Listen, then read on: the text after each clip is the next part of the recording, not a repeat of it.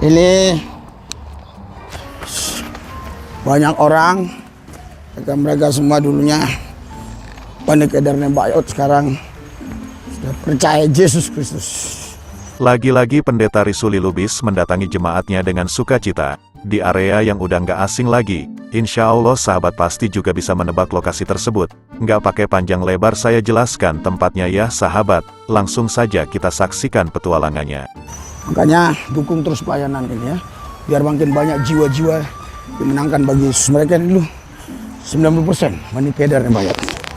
Tapi dengan kita layani, mereka bisa percaya Yesus, menerima Yesus sebagai Tuhan dan Juru Selamat mereka. Sambil berjalan, seperti biasa, ungkapan atau narasi yang mungkin udah sering kita perdengarkan dari pendeta ini. Nah, saya jelaskan sedikit tentang Bani Kedar Nebayot yang selalu digaung-gaungkan oleh pendeta petualang ini. Bani Kedar Nebayot adalah keturunan Kedar, yang disebutkan dalam Bible Ibrani atau bisa disebut Perjanjian Lama. Istilah tersebut merujuk kepada mereka yang merupakan keturunan dari Kedar, yaitu salah satu putra dari Ismail putra Abraham dan Hagar. Bani Kedar Nebayot ini adalah bagian dari silsilah suku-suku yang tercatat dalam Bible.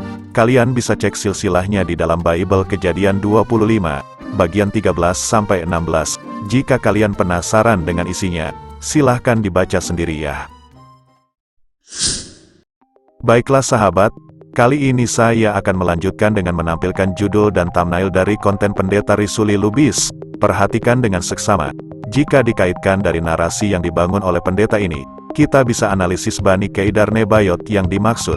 Mungkin pendeta Risuli Lubis malu dan gak pede dengan mengucapkan, kalau banyak orang Islam pindah Kristen. Jadi kemungkinan yang paling mendekati, pendeta ini membangun narasi dengan mengambil istilah Bani Kedar Nebayot.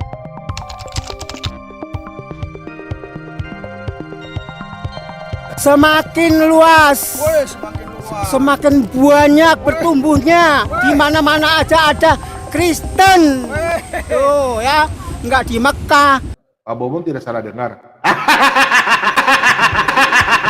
Nggak di Jawa Barat, nggak di Kalimantan, nggak di Madura. Di mana aja seluruh dunia.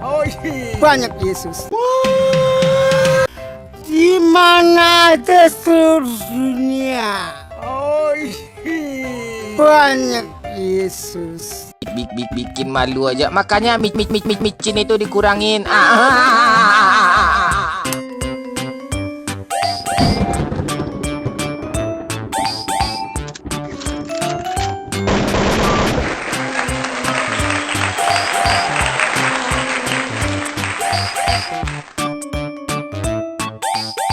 Di mana-mana aja ada Kristen. Tuh ya, nggak di Mekah, nggak di Jawa Barat, nggak di Kalimantan, nggak di Madura. Di mana aja seluruh dunia. Banyak Yesus yang percaya pada Yesus. Oh, luar biasa. Iya. Ibu dulu. Saya dulu sebelum itu saya Muslim juga. Jadi itu mental sendiri mengikut Yesus. Benar-benar ngeri gegen pressing MU ya. Perhitungan banyak orang Islam pindah ke Kristen menurut pendeta Risuli Lubis itu, katanya 90%. Tapi entah 90% dari berapa orang. Pertanyaan yang signifikan bisa kita asumsikan, misal, apakah benar, banyak orang Islam yang pindah ke Kristen di tempat tersebut berkisar 90%? Kemudian, pertanyaan selanjutnya, emang 90% itu dari berapa orang? Nah, jangan-jangan, 90% dari 2 orang saja. Yah, kita nggak tahu aslinya. Karena ini hanya analisis dan dugaan saya, yang menguatkan analisis tersebut dikarenakan pendeta ini hanya menampilkan 1 orang saja yang berteriak-teriak bangga dengan kemurtadannya. Sebelum saya tampilkan 90% orang Islam pindah ke Kristen menurut pendeta Risuli Lubis. Jangan lupa subscribe bagi kalian yang baru tahu channel ini.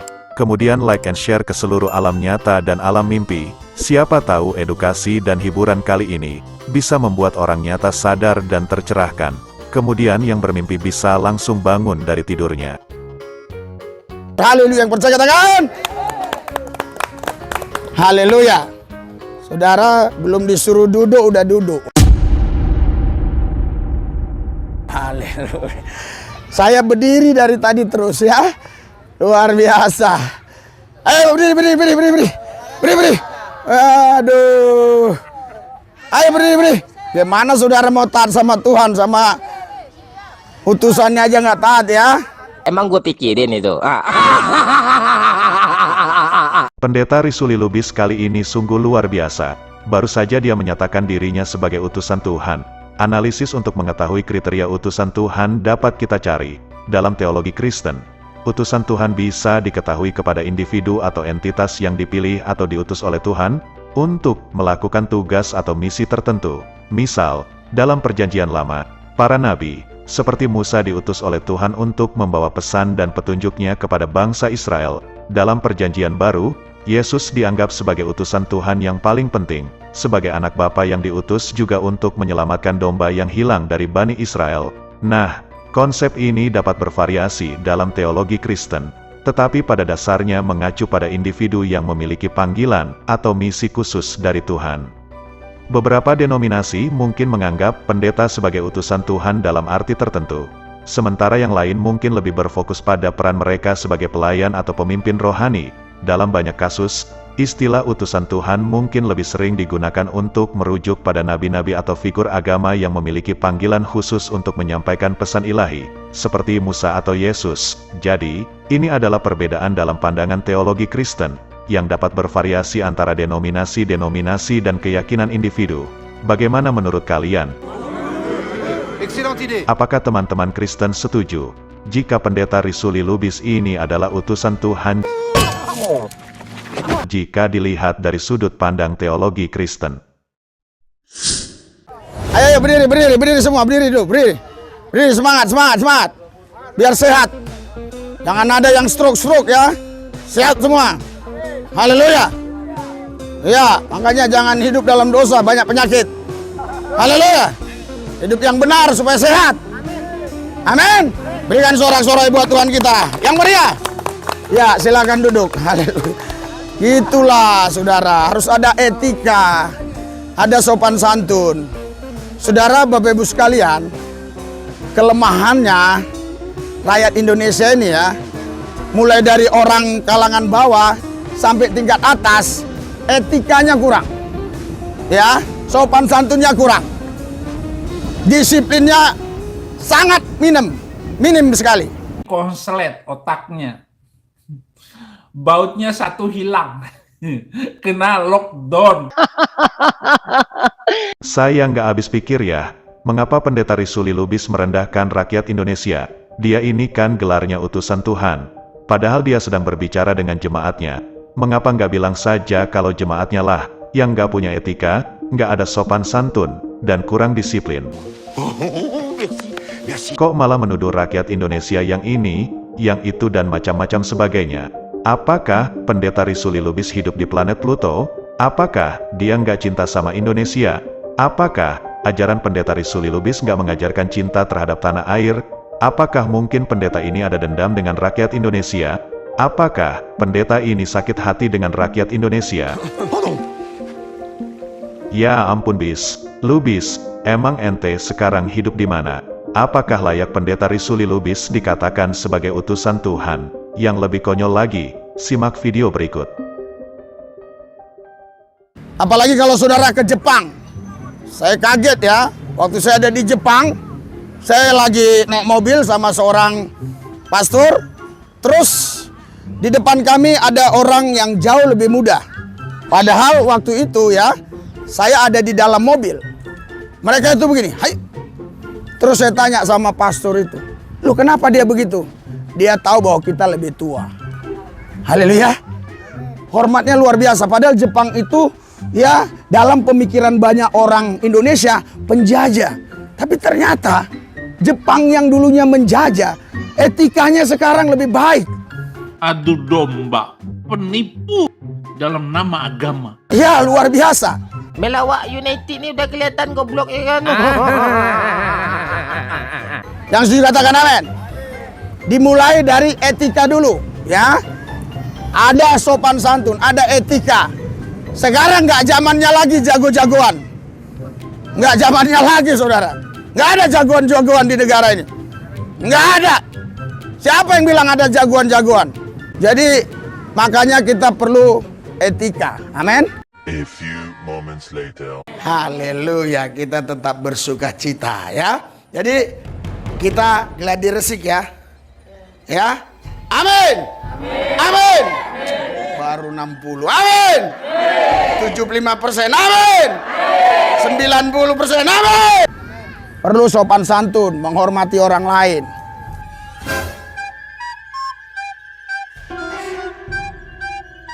Tolong jangan kuat. Nanti kami di depan orang sini. Oh gitu. Ya. Saudara.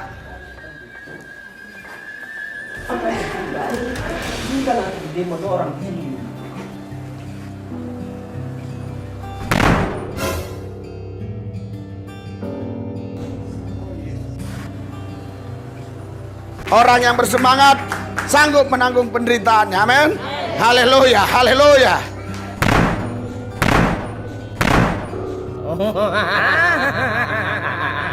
Udah kelihatan goblok ya kan.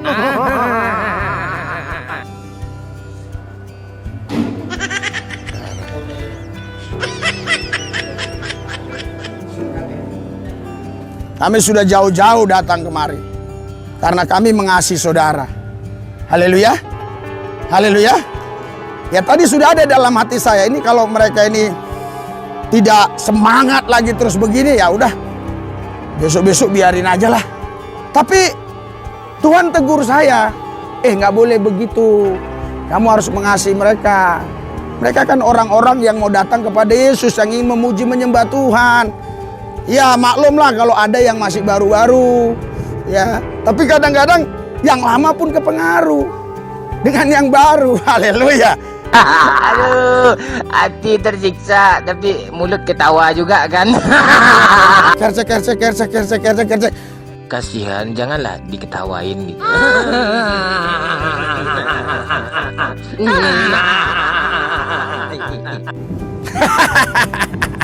Susah juga nahan ketawa. Pasti kalian menunggu 90% banyaknya orang dari Bani Kedar Nebayot yang pindah ke Kristen. Narasi di awal tadi, semua hanyalah imajinasi dari pendeta Risuli Lubis. Silakan cek sendiri di video aslinya. Sebenarnya nggak ada 90% dari banyaknya orang tersebut, yang asalnya dari Islam pindah ke Kristen. Ya, contohnya cuman satu orang tadi yang teriak-teriak nggak jelas dan bikin malu jemaat yang lainnya. Baiklah sahabat beriman, saya cukupkan videonya sampai di sini. Ingat ya sahabat, jangan sampai murtad. Saya pamit undur diri. Allahu a'lam bishawab. Assalamualaikum.